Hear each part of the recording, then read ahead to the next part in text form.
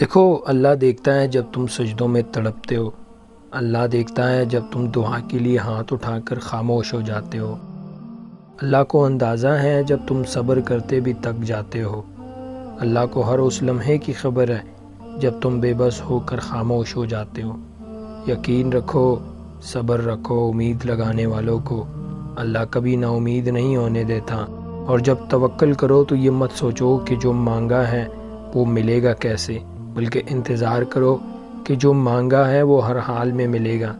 کب اور کیسے، اس بات کا فیصلہ وسیلے بنانے والی ذات پر چھوڑ دو۔ توکل رکھو کیونکہ اللہ کے معاوضے توکل رکھنے والوں کے لیے ہیں، یعنی تمہارے لیے۔ صبر اور دعائیں کرنے والے اللہ کو بہت پیارے ہوتے ہیں۔ اگر وہ آزماتا ہے تو یقین رکھنے والوں کے لیے مدد بھی بھیجتا ہے، صبر کرنے والوں کے لیے صلہ بھی تیار رکھتا ہے۔